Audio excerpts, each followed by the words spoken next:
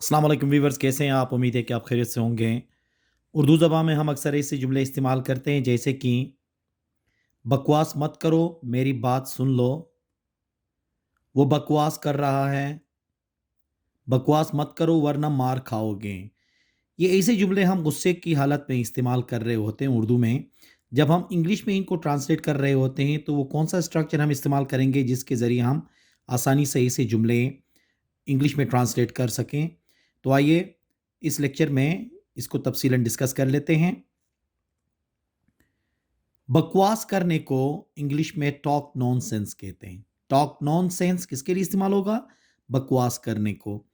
अब इसका फार्मूला कुछ इस तरह से बनेगा स्ट्रक्चर।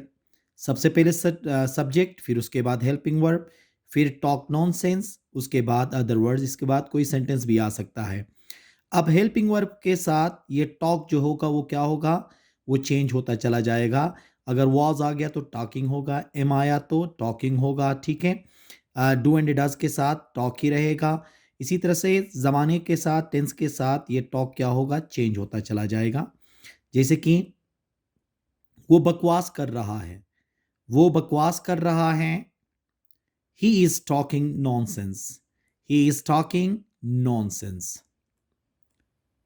बकवास मत करो, मेरी बात सुन लो।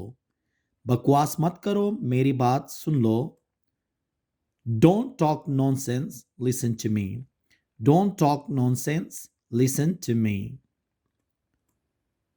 आप बकवास क्यों कर रहे हो? आप बकवास क्यों कर रहे हो? Why are you talking nonsense? Why are you talking nonsense? कौन बकवास कर रहा है? कौन बकवास कर रहा है? Who is talking nonsense? Who is talking nonsense? बकवास मत करो वरना मार खाओगे। बकवास मत करो वरना मार खाओगे। Don't talk nonsense, otherwise you will be beaten. Don't talk nonsense, otherwise you will be beaten. तो बकवास करने को क्या कहते हैं इंग्लिश में? टॉक नॉनसेंस कहते हैं। अब इसको इस स्ट्रक्चर के ज़रिए अगर हम इस्तेमाल करें तो बहुत आसानी के साथ ऐसे जुमलों को इंग्लिश में ट्रांसलेट कर सकते हैं। उम्मीद है कि आज का ये लेक्चर आपको पसंद आया होगा। Thank you very much.